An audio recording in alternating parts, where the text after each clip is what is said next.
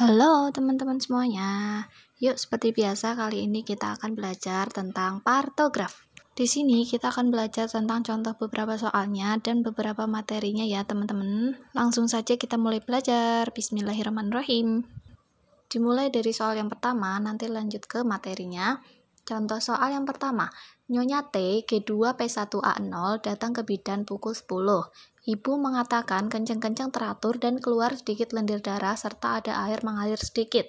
Hasil pemeriksaan tekanan darah 120/80 mmHg, nadi 80 kali per menit, suhu 36,8 derajat Celcius, TFU 3 jari di bawah PX, buka, presentasi kepala, penurunan kepala 4/5, DJJ positif 140 kali per menit, HIS 3 kali dalam 10 menit, lamanya 35 detik.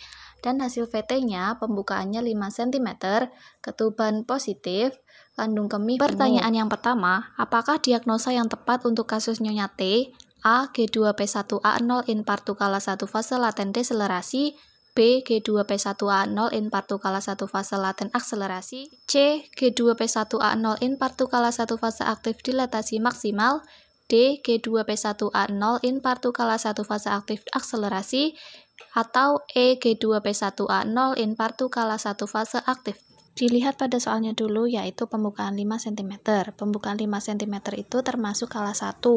Dan kala 1 itu ada dua, yaitu fase laten dan fase aktif. Fase laten itu pembukaan serviks yang kurang dari 4 cm, dan fase aktif yaitu pembukaan serviks lebih dari 4 cm. Kala 1 fase aktif itu sendiri dibagi lagi menjadi 3, yaitu fase aktif akselerasi, pembukaan dari 3-4 cm, fase aktif dilatasi maksimal, yaitu pembukaan dari 4-9 cm, dan fase aktif deselerasi, pembukaan dari 9-10 cm. Maka jawabannya adalah yang C. G2P1A0 infartu kala 1 fase aktif dilatasi maksimal, karena pembukaannya 5 cm. Lanjut ke soal yang kedua. Berdasarkan data dalam kasus Nyonya T, air ketuban dilambangkan dengan A. huruf U, B. huruf J, C. huruf D, D. huruf M, atau E. huruf K. Dan jawabannya adalah yang U, karena pada hasil VT ketubannya positif dan itu masih utuh. Lanjut ke pertanyaan yang ketiga. Berdasarkan soal kasus Nyonya T, penurunan kepala janin berada pada A. HOTS 1, B. HOTS 2, C. HOTS 2, 3, D. HOTS 3+, atau E. HOTS 4. Dan jawabannya adalah yang B, HOTS 2, karena pada soal diketahui penurunan kepalanya 4/5. Lanjut ke pertanyaan yang keempat, apakah asuhan yang tepat untuk kasus Nyonya T? A. Menganjurkan batasi minum, B. Menganjurkan PAK di pispot, C. Menganjurkan PAK ke kamar mandi, D. Kateterisasi dengan nelaton kateter, atau E. Menganjurkan untuk berbaring miring ke kiri. Dan jawabannya adalah yang C. Menganjurkan PAK ke kamar mandi, karena ketuban Nyonya T masih positif dan kandung kemih penuh. Lanjut ke soal nomor 5. Berdasarkan data pada kasus Nyonya T, yang perlu dituliskan hasil pemeriksaan pada partograf kecuali A. Nama, umur, gravida, para, dan abortus, B. molase atau penyusupan tulang kepala janin, C. kontraksi ketuban mules sejak pukul berapa, D. tinggi badan ibu dan berat badan ibu, atau E. pembukaan serviks dan penurunan kepala. Dan yang tidak dituliskan dalam partograf adalah jawabannya yang D. Tinggi badan ibu dan berat badan ibu. Oke, dan itulah beberapa soal tentang partograf, dan sekarang kita ke materi seputar partograf. Apa sih itu partograf? Bagi yang belum tahu, partograf adalah alat bantu untuk memantau kemajuan kala suatu persalinan dan merupakan informasi untuk membuat keputusan klinik. Dan tujuan dari penggunaan partograf yaitu yang pertama untuk mencatat kondisi ibu dan janin, kedua untuk mencatat hasil observasi kemajuan persalinan, yang ketiga mencatat asuhan yang diberikan selama persalinan dan kelahiran, yang keempat menggunakan informasi yang tercatat untuk identifikasi dini penyulit persalinan, Dan yang kelima, menggunakan informasi yang tersedia untuk membuat keputusan klinik yang sesuai dan tepat waktu. Dan ini merupakan gambar dari patograf, yaitu ada dua sisi lembar depan dan lembar belakang. Dari yang lembar pertama, ada pencatatan pada patograf yang meliputi data informasi tentang ibu bersalin yang meliputi beberapa hal. Beberapa informasi seputar nama ibu, umur ibu, gravida, para abortus, nomor rekam medis atau register, tanggal dan waktu mulai dirawat, waktu pecahnya selaput ketuban, dan alamat ibu. Ada juga bagian yang kotak-kotak kecil seperti ini, yaitu yang meliputi denyut jantung janin, DJJ, yang ditulis dengan tanda titik. Ada juga bagian untuk menuliskan data ketuban yang ditulis dengan lambang sebagai berikut. Ditulis U untuk selaput ketuban yang utuh, C selaput ketuban pecah dan air ketuban yang jernih, D selaput ketuban pecah dan air ketuban darah, B selaput ketuban pecah dan air ketuban bercampur dengan mekonium, dan huruf K untuk selaput ketuban pecah dan air ketuban tidak mengalir lagi atau kering. Di bawahnya air ketuban juga ada data penyusupan. Molase atau penyusupan tulang kepala janin yang ditulis dengan lambang 0 untuk tulang-tulang kepala janin terpisah, sutura dapat dipalpasi dengan mudah. 1. Tulang-tulang kepala janin hanya saling bersentuhan. 2. Tulang-tulang kepala janin saling tumpang tindih tapi masih bisa dipisahkan. Dan 3. Untuk tulang-tulang kepala janin saling tumpang tindih dan tidak dapat dipisahkan. Dan untuk menilai kemajuan penurunan dari kepala, digunakan acuan bidang Hodge atau station.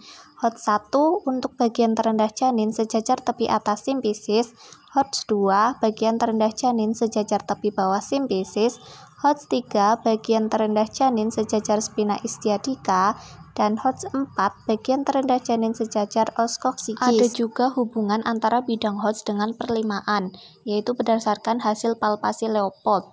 Ada 5/5 untuk bidang Hodge 1, 4/5 bidang Hodge 2, 3/5 bidang Hodge 23, 2/5 bidang Hodge 3 plus station 0, 1/5 bidang Hodge 3-4, dan 0/5 bidang Hodge 4. Lanjut ke bagian yang menuliskan pembukaan serviks dan penurunan kepala.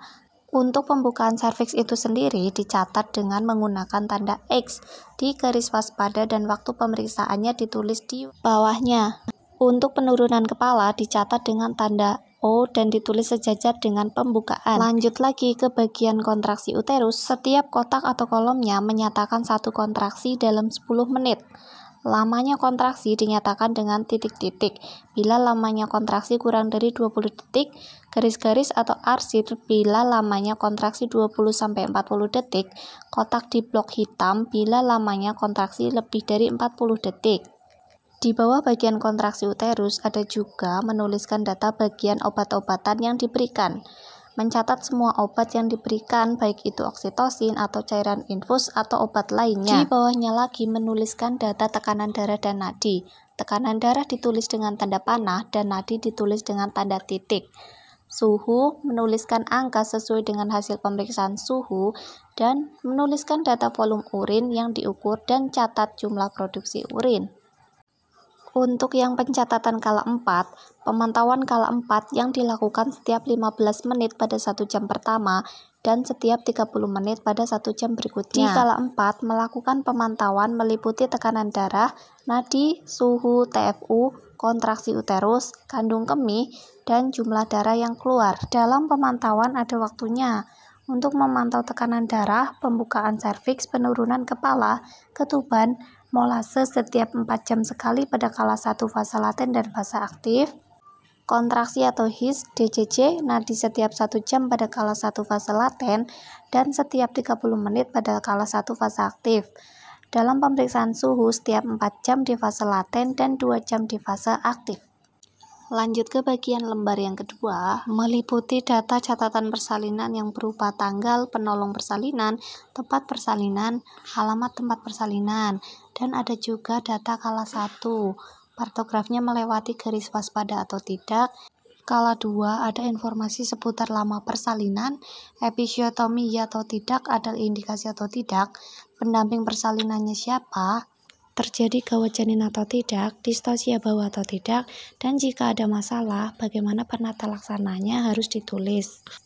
Ke bagian bawahnya ada kala 3, yaitu menuliskan lama kala 3, jumlah perdarahannya berapa mili, pemberian oksitosin, pemegangan tali pusat terkendali, masa uterus, laserasi perineum atau neouteri, dan penata laksanaan diisi sesuai data kasus yang ditemui. Pada bagian bawahnya lagi ada data seputar bayi baru lahir yang meliputi berat badan, panjang badan, jenis kelamin, nilai Apgar, dan penanganan untuk bayi baru lahir. Pada bagian bawahnya lagi ada tabel seputar tentang pemantauan persalinan kala 4 dan ada tabel KIE berdasarkan tanggal dan materi dari KIE tersebut. Seputar tentang semua materi nifas, breast care, ASI, perawatan tali pusat, KL, gizi, imunisasi. Oke, dan itulah beberapa contoh soal, pembahasan dan jawaban, serta sedikit materi seputar tentang partograf ya teman-teman. Mohon maaf apabila ada kata-kata yang kurang berkenan dan materi yang kurang pas. Mohon kritik dan saran, kita belajar bersama ya teman-teman. Terima kasih sudah menonton video ini, semoga ilmunya bermanfaat. Dadah, bye.